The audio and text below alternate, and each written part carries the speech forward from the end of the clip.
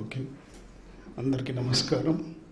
ఒకసారి బ్రహ్మశ్రీ పత్రిజీ గారికి, సదానంద యోగి గారికి క్లాప్స్ కొడుతూ, అలాగే పాండురంగి గారు, విజయలక్ష్మి గారికి క్లాప్స్ కొడుతూ, పిరమిడ్ మాస్టర్ల వినియోగార్థం మనం సబ్జెక్టు పత్రిజీ అందించిన జ్ఞానాన్ని పంచుకుంటున్నాం.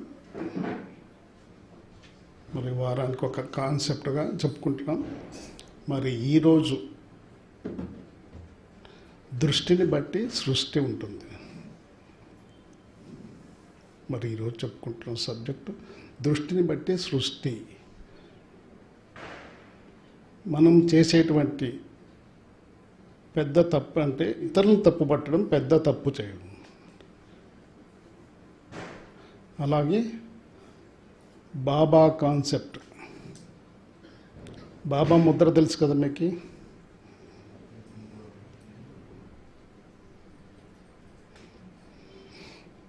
మరి ఆ కాన్సెప్ట్ చెప్పాడు పత్రిజీ. అలాగే చిన్న చిన్న కాన్సెప్ట్లు దాంతోపాటు మనం చెప్పుకుందాం. మరి చూసే దృష్టిని బట్టి చూడబడేది ఉంటుంది. అంటే దృష్టిని బట్టి సృష్టి.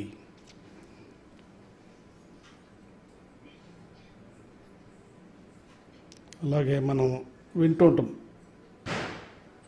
పచ్చ కామెర్లో ఉన్నవాడికి లోకమంతా పచ్చ కనపడుతుంది అని చెప్పేసి.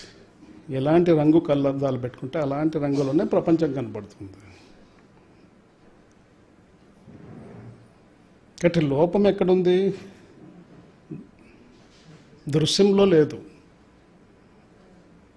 దృష్టిలో ఉంటుంది. ఎలాంటి దృష్టో అలాంటి దృశ్యం. ఇప్పుడు చీకట్లో వెళ్తున్నారు, ఒక తాడు కనపడుతుంది. ఆ తాడును చూసి మీరు పాము అనుకుంటూ ఉన్నారు. ఎప్పుడైతే అది పాము అన్న విషయం మీరు మనసులో వేసుకున్నారో మీలో వెంటనే భయం బయలుదేరుతుంది. అయ్యో పామేమో అని చెప్పేసి. త్రాడు పామటంచు దాచూచి భయపడి, తెలిసే త్రాడటంతో తీరు భయము, భయము తీరినప్పుడు బ్రహ్మంబు తానగు అని చెప్పాడు వేమన. ఎప్పుడైతే అది తాడు అని తెలుసుకున్నారో వెంటనే ఆ భయం తొలగిపోతుంది. ఎప్పుడైతే భయము తొలగిపోతుందో మీరే మీలో ఉన్న పదార్థమే బ్రహ్మ పదార్థం అని తెలుసుకుంటారు. అంటే మీలో ఉన్న ఆత్మే భగవంతుడు అన్న విషయం తెలుసుకొని మీరు నిర్భయ స్థితిలో మీరు జీవిస్తారు.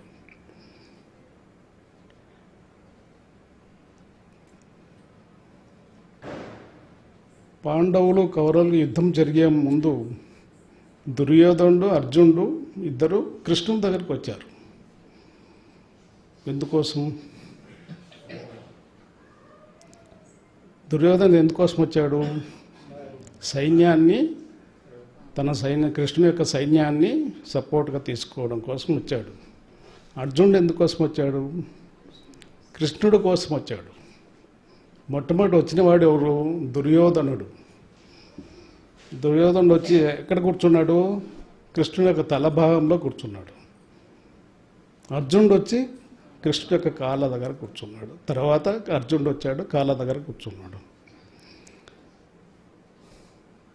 తర్వాత మెలకువలేక వచ్చిన తర్వాత నిద్రలో ఉన్నాడు ఆయన.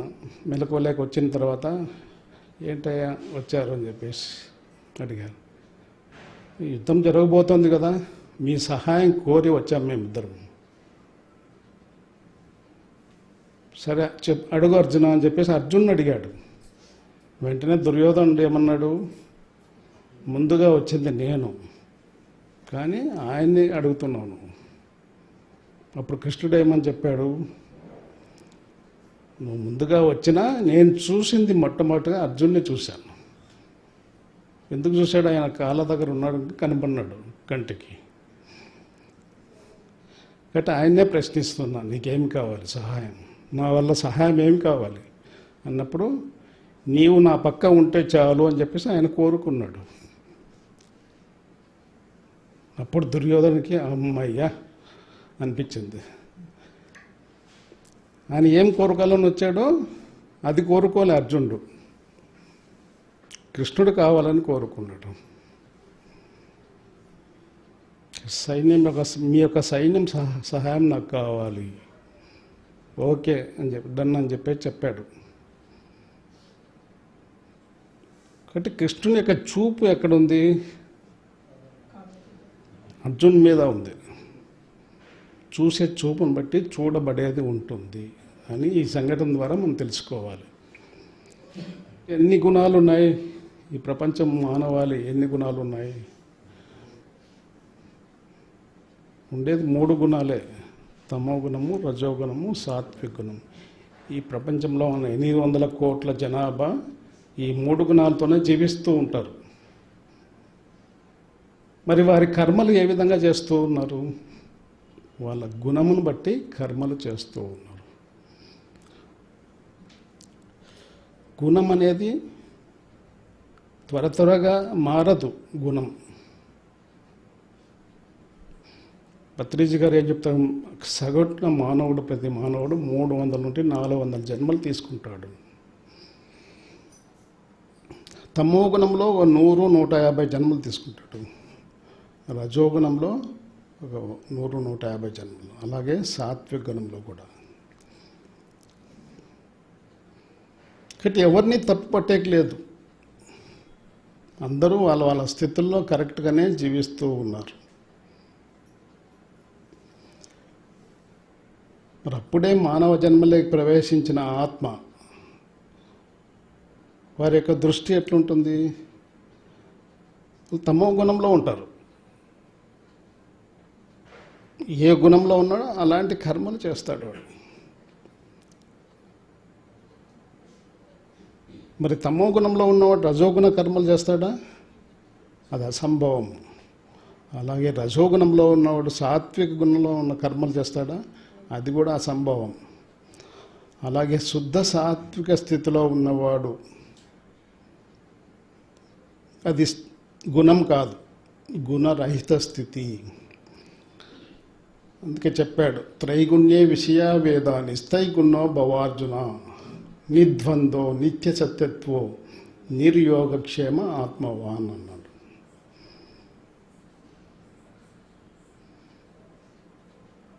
మూడు గుణాలతో మనిషి జీవిస్తున్నాడు.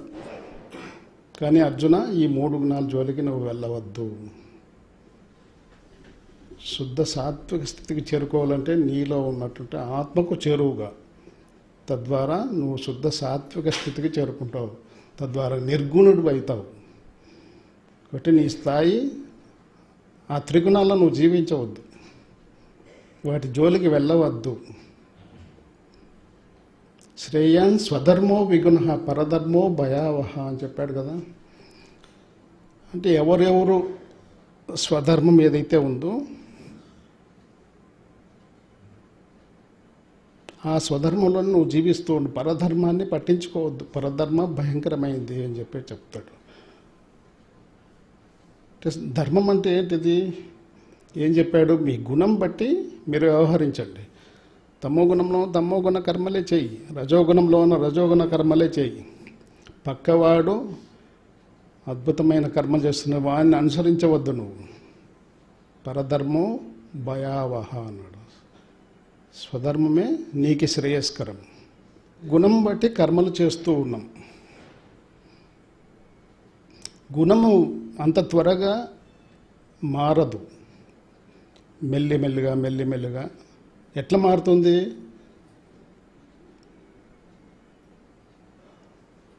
ఎన్ని పూజలు చేసినా గుణం మారదు, ఎన్ని స్తోత్రాలు చేసినా గుణం మారదు. అలాగే ఎన్ని జపాలు చేసినా ప్రార్థనలు చేసినా మారదు.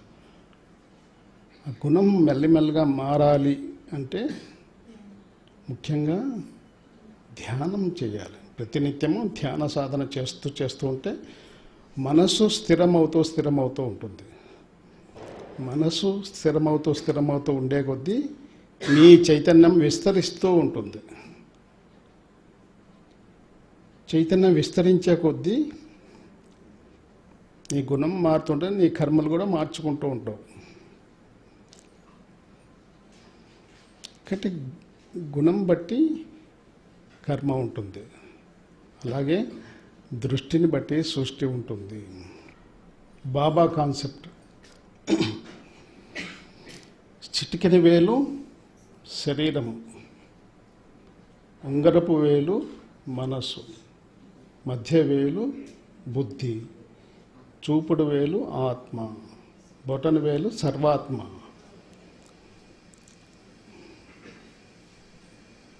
మన చిన్నపిల్లలుగా ఉన్నప్పుడు టీచర్కి మనకి యూరిన్ వస్తే ఏం చూపిస్తాం? ఇట్లా చూపించేస్తే అర్థమైపోతుంది. అంటే శరీరానికి సంబంధించిన కనుక ఇది చూపిస్తున్నాం. ఉంగరం మనసుకు సంబంధించింది. భార్యాభర్తలు ఇద్దరు భార్యాభర్తలు కాబోతున్నారు. వాళ్ళ ఇద్దరి మనసులు కలవాలంటే కలిసే టైంలో ఏం మార్చుకుంటాం? మనము ఉంగరాలు మార్చుకుంటాం. ఇది దేనికి సంకేతము? ఉంగరపు వేలు మనసుకు సంకేతం. చూడండి, శరీరం కన్నా మనసు గొప్పది, మనసు కన్నా బుద్ధి గొప్పది. అందువల్ల ఈ మధ్య వేలు కొంచెం పెద్దగా ఉంది. తర్వాత పరిమితమైన మనస్సు, పరిమితమైన బుద్ధి. అంటే మనస్సుకు చంచలత్వం ఉంటుంది, బుద్ధికి బుద్ధిమాంద్యత ఉంటుంది. ధ్యానం చేయని మనస్సుకి చంచలత్వం, ధ్యానం చేయని బుద్ధికి బుద్ధిమాంద్యత ఉంటుంది. మరి ఆ రెండింటిని తొలగించుకోవాలంటే ధ్యానం చేసి మనసుని, ఆ పరిమితమైన మనస్సుని, పరిమితమైన బుద్ధిని స్థిరం చేసుకోవాలి. స్థిరం చేసుకోవాలంటే ఆ రెండింటిని ఎవరికి అప్పగించాలి? పరమాత్ముడికి అప్పగించాలి. ఎప్పుడైతే పరమాత్ముడికి ఆ పరమాత్ముడు పట్టేస్తాడు ఈ రెండింటిని, మనస్సును బుద్ధిని పట్టేస్తాడు. అప్పుడు ఈ శరీరంలో ఆత్మగా విరాజిల్లుతాం మనం. ఈ శరీరంలో ఆత్మగా విరాజిల్లుతాం. అప్పుడు ఆత్మ ఇచ్చే బుద్ధితో మనం జీవిస్తాం. కృష్ణుడు చెప్పాడు, ఏవం బుద్ధేహ పరం బుద్ధ్వా సంస్థభ్యాత్మానమాత్మన జహిశత్రుం మహాబాహు కామరూపం దురాసదం అన్నారు. అర్జున, నీలో ఉన్నట ఆ పరిమితమైన బుద్ధి కన్నా పరమైన బుద్ధి ఇంకొకటి ఉంది. మరి ఆ పరమైన బుద్ధి ఎవరు అందిస్తారు? నీ అంతరాత్మ అందిస్తుంది. నువ్వు అంతరాత్మ అందించేటువంటి ఆ పరమైన బుద్ధితో నువ్వు జీవిస్తే ఈ ప్రపంచంలో నువ్వు హాయిగా ఆనందంగా జీవిస్తావు. ఆ బుద్ధిని సంపాదించుకో. మరి ఆ బుద్ధిని సంపాదించుకోవాలంటే మనం ఏం చేయాలి? ధ్యాన సాధనలో నిమగ్నం కావాలి. ప్రతినిత్యము చేస్తూ ఉండాలి. చేసే కొద్దీ మనసు స్థిరమవుతూ ఉంటుంది.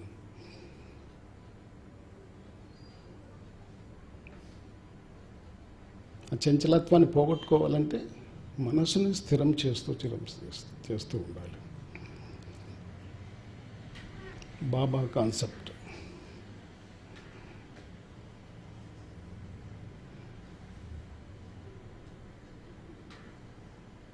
వాయుతత్వము, ఆకాశతత్వము.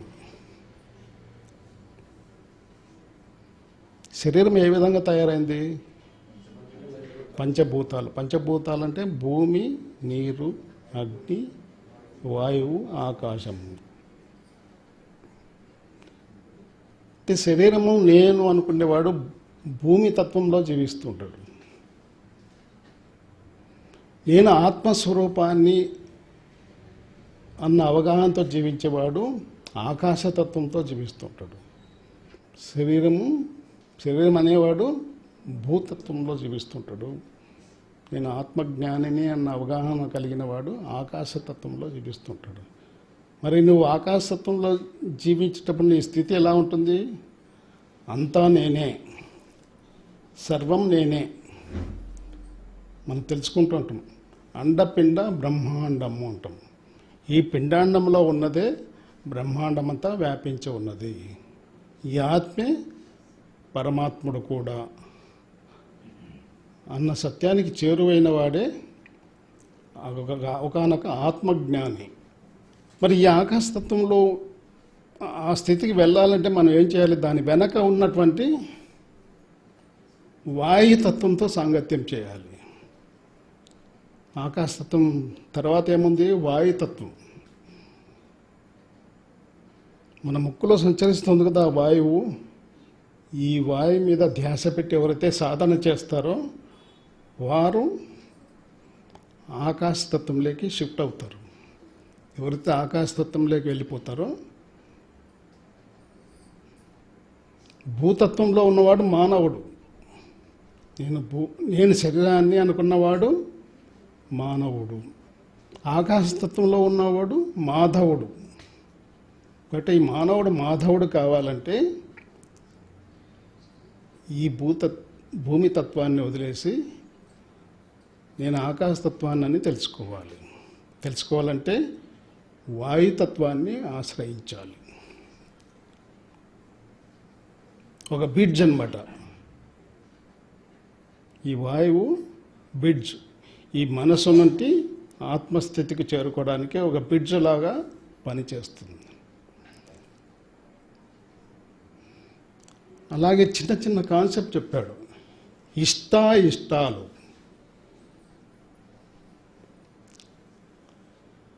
ఇష్టము అయిష్టము అందరికీ ఉందా? ఇష్టము అయిష్టము. ఇష్టము అయిష్టంలో ఉన్నవాడిగా జ్ఞాని కాలేదని అర్థం. ఒక జ్ఞానికి ఇష్టాలు ఉండవు. ఇష్టము ఉండదు, అయిష్టము ఉండదు.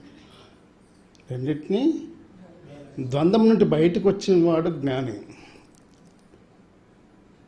రెండో ద్వంద్వంలో జీవిస్తున్నాం కదా. ఈ ప్రపంచము ద్వంద్వంతో కూడి ఉంది. ధర్మము అధర్మము, సత్యము అసత్యము, సుఖము దుఃఖము రెండూ ఉన్నాయి కదా. ప్రకృతి వికృతి. ఆ ద్వంద్వం నుండి బయటకు వచ్చిన వాడే ఒక జ్ఞాని.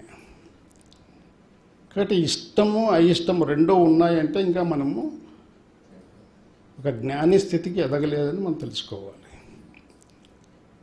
కాబట్టి ఒక జ్ఞాని, ఒక ఆత్మజ్ఞానికి ఇష్టము లేదు, అయిష్టము లేదు.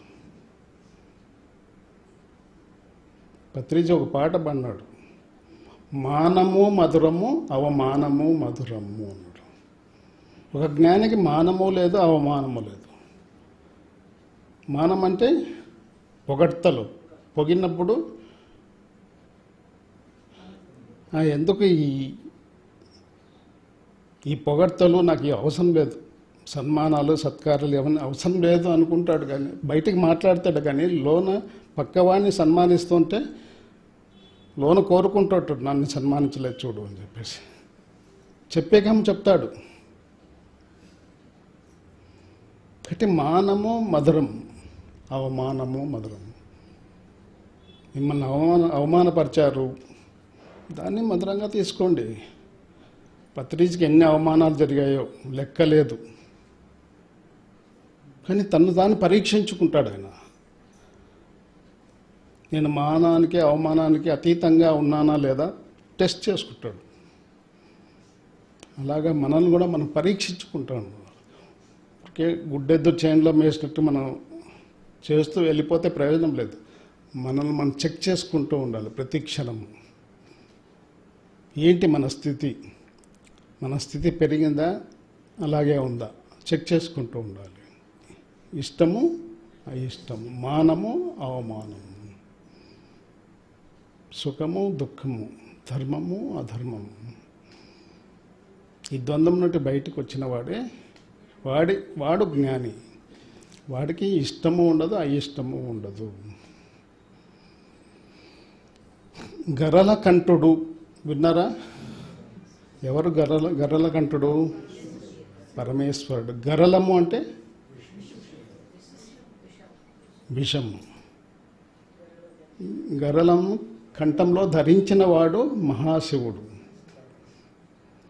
అంటే ఒక ఆత్మజ్ఞానికి వాడికి పాపము లేదు, పుణ్యము లేదు. ఒక ఆత్మజ్ఞానికి నేను పాపం చేసే ఈ పాపాన్ని ప్రక్షాళన చేసుకోవాలని చెప్పేసి అనుకునే అవసరం లేదు. ఎందుకంటే ఎలాంటి కర్మలు ఉండవు, బ్యాడ్ కర్మ అనేది ఉండదు. అది తొలగించుకున్నవాడు ఒక జ్ఞాని. అయినా కూడా ఒకసారి పత్రిజీ గారు బకెట్ కాన్సెప్ట్ అని చెప్పాడు. Bucket concept. నువ్వు పరమాత్మ స్థితికి ఎదిగినా కూడా నువ్వు ఇతరుల కర్మలు నువ్వు కొన్ని తీసుకొని అనుభవించాల్సి వస్తుంది అని చెప్పేసి సార్ నా సందర్భంలో చెప్పాడు. అలాగే శివుడు గొప్ప మహాజ్ఞాని ఆయన. మరి ఆయనకేమైనా బ్యాడ్ కర్మ ఏమైనా ఉంటుందా? అయినా కూడా ఇతరుల కర్మలు ఆయన స్వీకరించి ఆ విషయాన్ని కంఠంలో ధరించాడు. లోనికి తీసుకుంటే ఆయనకి నష్టం జరుగుతుంది, బయట పెడితే సమాజానికి నష్టం జరుగుతుంది. అలాగే ఒక జ్ఞాని కూడా ఆ విధంగా వ్యవహరిస్తూ ఉంటాడు. సమయము సందర్భం బట్టి వ్యక్తం చేస్తూ ఉంటాడు. అవసరమైతేనే నోరు విప్పి చెప్తాడు, అవసరం లేనప్పుడు చెప్పకూడని విషయాలుంటే ఆ కంఠంలోనే ధరిస్తాం. ఒక జ్ఞాని యొక్క లక్షణం అది. నలుగురిలో నారాయణుడు. నారాయణ అన్న పదం విన్నారు కదా. అంటే ఎవడు? ఒక సాధారణ వ్యక్తి ఆ విధంగా జీవిస్తాడు. కానీ ఒక ఎన్లైటెడ్ మాస్టర్ నారాయణుడుగా నలుగురిలో జీవిస్తాడు. ఒక నారాయణుగా నలుగురిలో జీవించాలి. నలుగురిలో నారాయణగా జీవిస్తే నువ్వు సాధారణ వ్యక్తివి, నువ్వు జ్ఞానివి, ఒక ఆత్మజ్ఞానివి అని అనిపించుకోవాలంటే నారాయణగా నలుగురిలో జీవించగలగాలంటే నువ్వు నారాయణ అంత స్థితికి ఎదగాలంటే మరీ ధ్యానం దగ్గర రావాల్సిందే. ధ్యానము, స్వాధ్యాయము, సజ్జన సంగతి, ఈ మూడు దగ్గర రావాల్సిందే ప్రతిసారి. సతీ సహగమనము.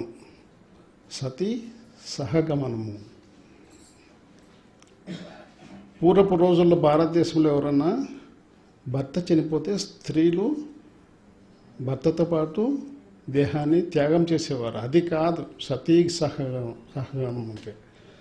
సతీ అంటే కలవడం, గమనం అంటే ప్రయాణం చేయడం, కలిసి ప్రయాణం చేయడం. దేనితో కలిసి? చాలా వాటితో కలిసి మనం ప్రయాణం చేయాలి. మొట్టమొదటి సత్యముతో కలిసి ప్రయాణం చేయాలి. సత్యంతో కలవాలి, సత్యంతో సహగమనం చేయాలి. అలాగే ధర్మంతో కలవాలి, ధర్మంతో సహగమనం చేయాలి. అలాగే సంఘంతో కలవాలి, సంఘంతో సహగమనం చేయాలి. బుద్ధుడు చెప్పాడు కదా, ధ్యానం శరణం గచ్చామి అంటే సత్యంతో సాంగత్యం. ధ్యానం చేస్తే సత్యంతో సాంగత్యం చేస్తావు. ధర్మం శరణం గచ్చామి అన్నాడు. అలాగే సంఘం శరణం గచ్చామి. నువ్వు మానవుడు సంఘజీవి, నువ్వు సంఘంలో జీవిస్తూ ఉన్నావు. మరి సంఘాన్ని నువ్వు సహాయం చేయాలి. సంఘంలో ఉన్న నలుగురికి మరి సహాయం చేయాలంటే నీకు నువ్వు సహాయం చేసుకోవాలంటే ఏం చేయాలి? నీకు నువ్వు సహాయం చేసుకోవాలంటే ఏం చేయాలి? ధ్యానం చేస్తే నీకు నువ్వు సహాయం చేసుకున్నవాడవుతావు. మరి ఇతరులకు సహాయం చేయాలంటే ఇతరులతో ధ్యానం చేయించాలి. జీసస్ క్రైస్ట్ గారు 2 కమాండ్మెంట్స్ చెప్పాడు. ఒకటి, ఇతరులకి నీకు నువ్వు హృదయపూర్వకంగా నిన్ను హృదయపూర్వకంగా ప్రేమించుకో. మరి నిన్ను నువ్వు ఏ విధంగా ప్రేమిస్తావు? ధ్యానం చేస్తే నిన్ను నువ్వు ప్రేమించుకున్నవాడు అవుతావు. అలాగే ఇతరులను ప్రేమించమంటున్నాడు. రెండవ స్టేట్మెంట్ ఏం చెప్తున్నాడు? నిన్ను నువ్వు ఎంత హృదయపూర్వకంగా ప్రేమిస్తున్నావో ఇతరులను కూడా నువ్వు అంతే హృదయపూర్వకంగా ప్రేమించాలి. మరి ఇతరులను కూడా ప్రేమించాలి అంతే హృదయపూర్వకంగా అంటే ఏం చేయాలి? వాళ్ళతో ధ్యానం చేయించాలి. అలాగే మోసెస్ గారు 10 కమాండ్మెంట్స్ చెప్పాడు. మోసెస్ పేరు విన్నారా? ఆయనకు గొప్ప ఎన్లైటెడ్ మాస్టర్, క్రైస్ట్ లాగా. ఆయన 10 కమాండ్మెంట్ చెప్పాడు. నీలోని ఆజ్ఞలు తప్ప వేరేవి పాటించవద్దు అన్నాడు. సత్యము నీలోనే ఉన్నది అన్నాడు. ఎంత గొప్ప విషయాలు చూడండి ఇవి. నీలోని ఆజ్ఞలు తప్ప, నీలో ఉన్న అంతరాత్మ మాట్లాడుతోంది ప్రతి క్షణం. ఆ ఆజ్ఞలు స్వీకరించి ఆ ఆజ్ఞానుసారంగా నువ్వు జీవించు. సత్యము నీలోనే ఉన్నది.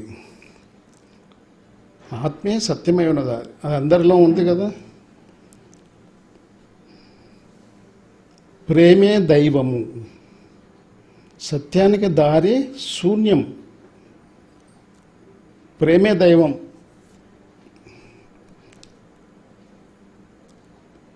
అసలు ప్రేమ అంటే ఏంటి? ప్రేమ అంటే ఎలా ఉంటుంది? మన ప్రపంచంలో ఉన్నటువంటి ప్రేమ కాదు.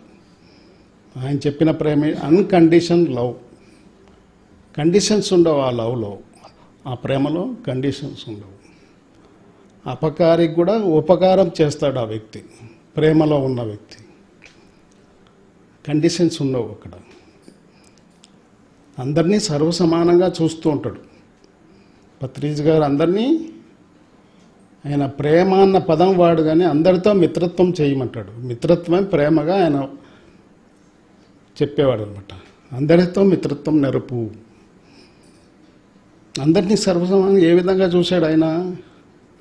అందరిలో సర్వసమానంగా ఆత్మ ఉన్నది అన్న దృష్టికోణంలో చూశాడు కనుక అందరితో స్నేహం చేయగలిగాడు. సత్యానికి దారి శూన్యం. అదే సాధించడం. అదే శూన్యం అంటే ఏంటి? మనలో శూన్యం ఏముంది? శ్వాస, అది శూన్యమే కదా. సత్యానికి దారి, సత్యానికి చేరువు కావాలంటే, సత్యం అంటే ఆత్మకు చేరువు కావాలంటే ఈ శూన్యాన్ని శ్వాస మీద ధ్యాస పెట్టి సాధన చేస్తే నువ్వు సత్యానికి చేరువు అవుతావు. జీవితం అంటే ఇప్పుడే ఇక్కడే అని చెప్పాడు.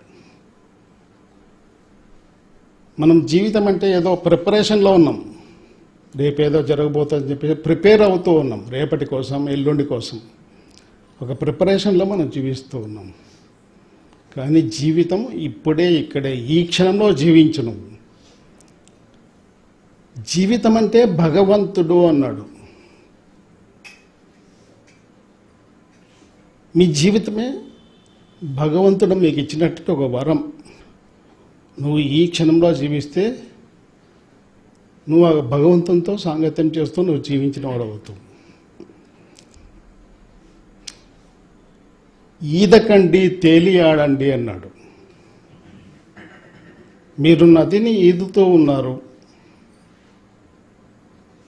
అర్థమవుతుందని నేను చెప్పే. నదిని ఈదుతూ ఉన్నారు. ఎంతసేపు ఈదగలరు? ఒక అరగంట సేపు ఈదారనుకోండి, మీకు ఆయాసం వచ్చేస్తుంది, ఈదలేరు.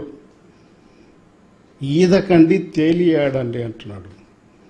మీరు నీటి మీద తేలే అలవాటు చేసుకున్నారనుకోండి, మీరు ఎంతసేపు ప్రయాణం చేసినా మీకు అలసట అనేది రాదు.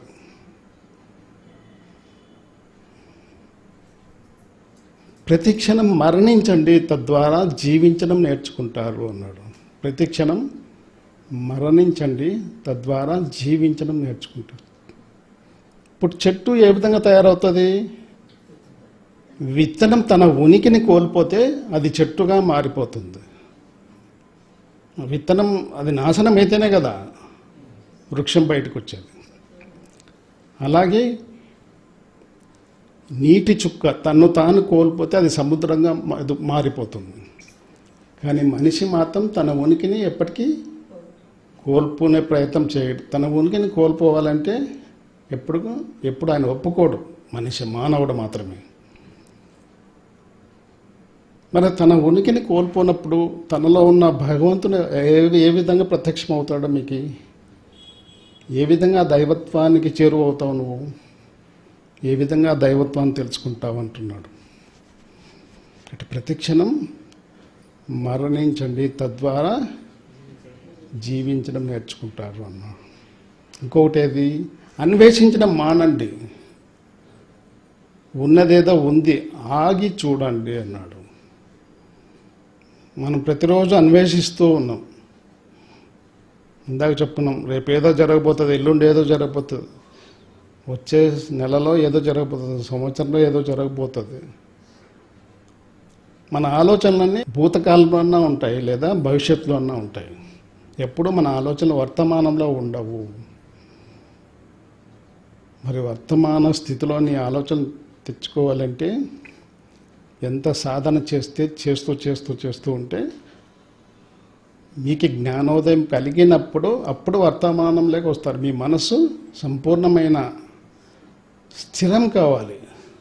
సంపూర్ణమైన స్థిరత్వం పొందినప్పుడు ఆ స్థిరమైన మనస్సు అప్పుడు వర్తమానంలో మీరు జీవించడం నేర్చుకుంటారు. మరి ఈ క్షణంలో జీవించడం నేర్చుకుంటారు. కాబట్టి అన్వేషించడం మానండి. మనం అన్వేషిస్తూ ఉన్నాం. అన్వేషించడం జరుగుతూ ఉంటే మీరు కన్ఫ్యూజన్లో పడిపోతారు. అన్వేషించడం ఉన్నదేదో ఉంది ఆగి చూడండి అని చెప్తున్నాడు. చాలా లోతైన విషయాలు ఇవి. మరి మనలో ఉన్నట్లు అంతరాత్మక ఆజ్ఞలు మనం స్వీకరించి జీవిస్తూ ఉన్నామా మనము?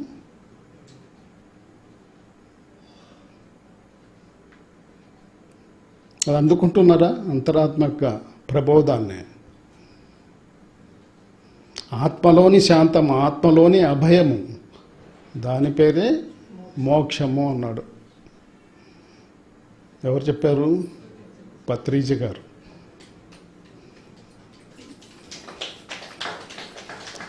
నోటిలోని మౌనం, మనసులోని శూన్యము, దాని పేరే ధ్యానము అన్నాడు. మాటలోని ఎరుక, మాటలోని సత్యము, దాని పేరే జ్ఞానము అన్నాడు. చేతలోని న్యాయము, చేతలోని వినయము, దాని పేరే ధర్మము అన్నాడు. నువ్వు వినయంగా ఉంటే నువ్వు ధర్మంలో ఉన్నట్టు. నువ్వు నిజాయితీగా జీవిస్తుంటే, న్యాయంగా నిజాయితీగా జీవిస్తుంటే, ధర్మయుక్తంగా జీవిస్తుంటే నువ్వు ధర్మంలో ఉన్నట్టు, లేదా మనం అధర్మంలో ఉన్నట్టే. కాబట్టి పాటల ద్వారా ఇన్ని సత్యాలు చెప్పాడు పత్రిజీ గారు.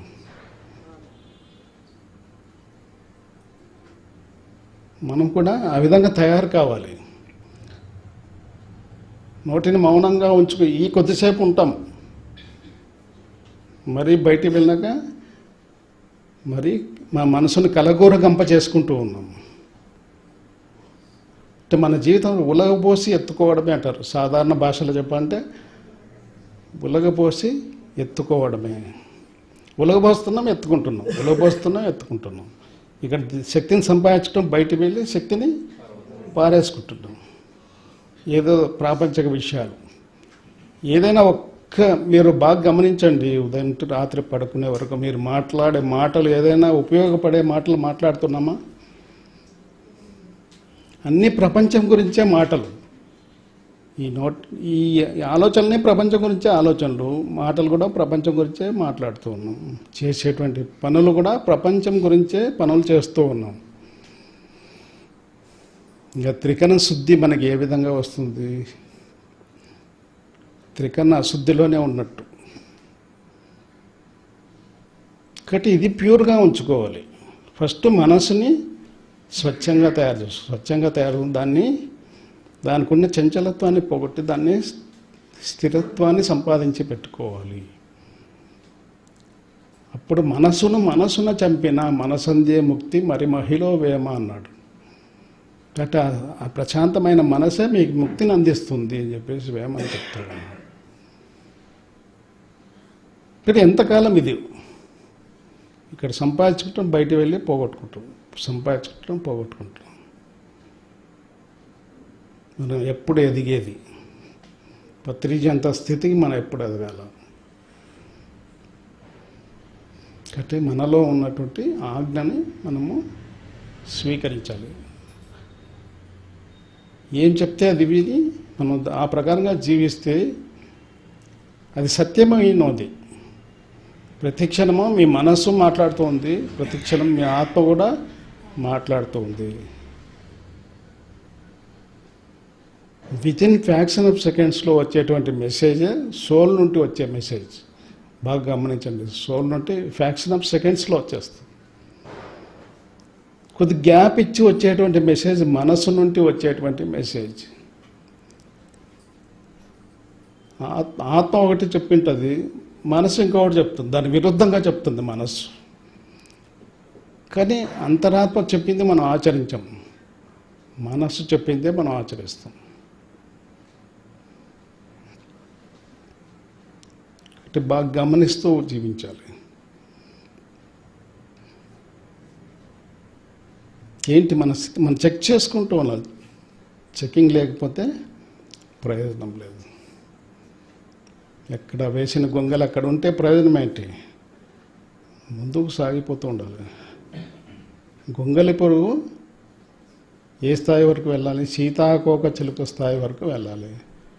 ఆ గొంగల పురుగు చూస్తే మనకు తెలుస్తుంది అది సీతాకోక చిలుక అవుతుంది భవిష్యత్తులో అని చెప్పేసి. అది ఎంత అందంగా ఉంటుంది సీతాకోక చిలుక. గొంగల పురుగు చూస్తే మనకి చూడబుద్ధి కాదు. ఒకటి ధ్యానం చేయని వాడు గొంగల పురుగు లాంటి వాడు. ఒక ఆత్మజ్ఞాని, ఒక జ్ఞాని సీతాకోక చిలుక లాంటివాడు. ఒకటి ఈ యొక్క గొంగల పురుగు స్థితి నుండి సీతాకోక చిలుక స్థాయి వరకు ఎదగాలంటే పత్రిజీ ఊరికే చెప్పలా. ధ్యానము, స్వాధ్యాయము, సజ్జన, ఈ 3 సాధన చేయండి. వచ్చిందే అందుకోసం. చేయవలసిన పని చేయకపోతే పొందవలసింది ఎప్పుడో పొందలేవు. ఈ శరీరంలోకి ఎందుకు వచ్చాం? కేవలం ఈ సాధన కోసం వచ్చాం. దాన్ని వదిలేసి ఏదేదో చేసేస్తున్నాం. కలగూర గంప పప్పు కూర చేశారంటే ఒక ఆకుకూర వేసి చేస్తే అది రుచిగా ఉంటుంది. మార్కెట్లో దొరికే ఆకుకూరలని తెచ్చా ఒక పప్పు కూర చేశారనుకోండి, కలగూర గంప అయిపోతుంది. అది తినడానికి అంత రుచిగా ఉండదు. కాబట్టి మన మనసును ఆ విధంగా తయారు చేసుకోకూడదు.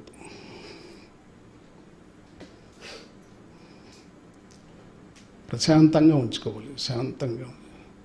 శాంతిగా ఉంటేనే మనసు, శాంతిగా ఉంటేనే మనకు సుఖం లభిస్తుంది. శాంతి లేక సౌఖ్యము లేదు అన్నాడు త్యాగరాజు గారు.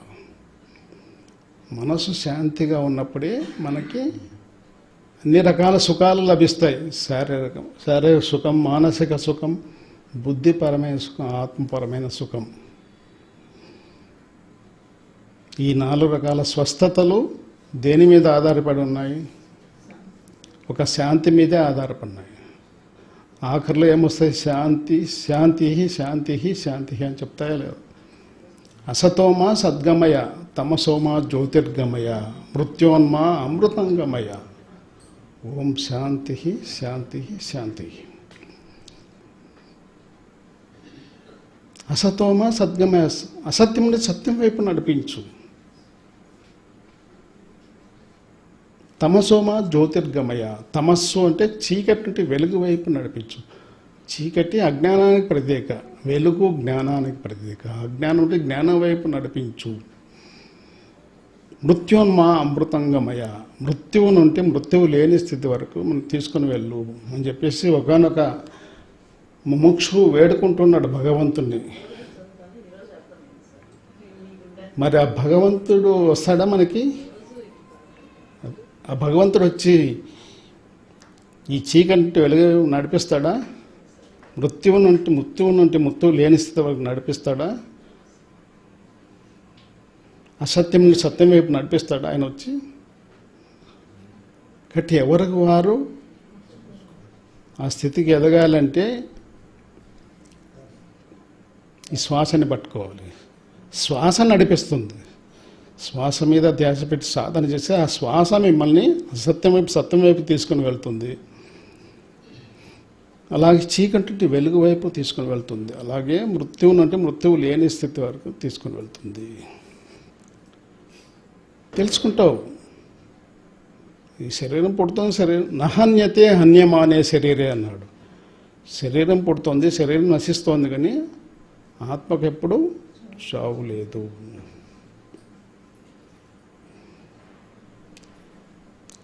అది అనుభవం ద్వారా తెలుసుకో. ఊరికే వ్యక్తుల ద్వారా పుస్తకాల ద్వారా తెలుసుకుంటే ప్రయోజనం లేదు. అనుభవ రీత్యా మనం తెలుసుకుంటే అప్పుడు అది జ్ఞానం అవుతుంది. అలాంటి మహాజ్ఞాని బ్రహ్మర్షి పత్రిజీ గారు.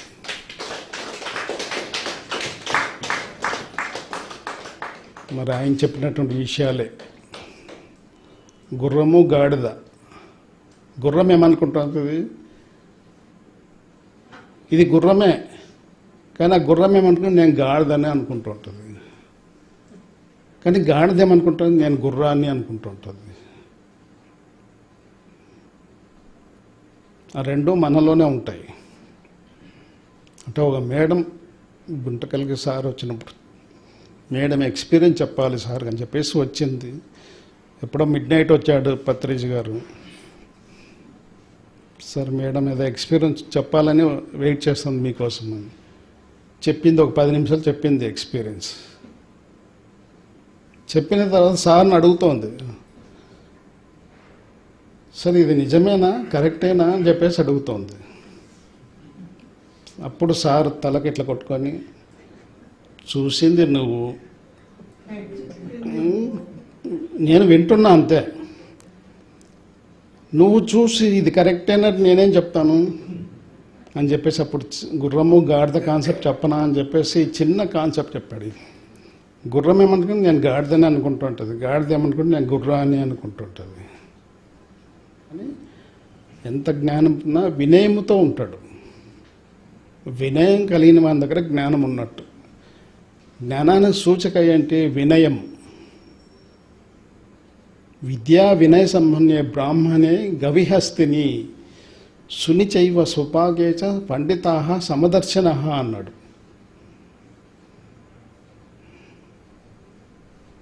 విద్యా వినయ సంపన్నం కలిగినటువంటి బ్రాహ్మణుడు అంటే బ్రహ్మజ్ఞాని.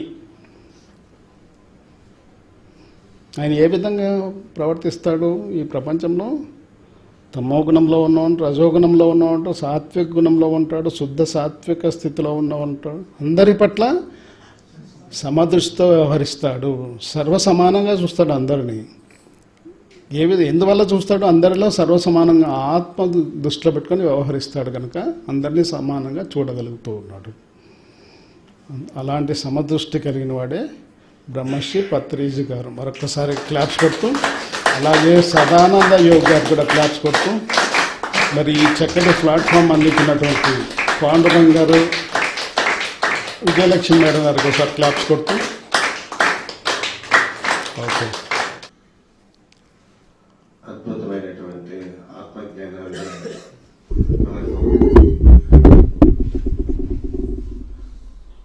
ధ్యానరత్న విజయ్ కుమార్ గారు మనకు అందజేశారు. వారికి మనము పరబ్రహ్మ పిరమిడ్ తరఫున వారికి, వారి సతీమణికి పుష్పము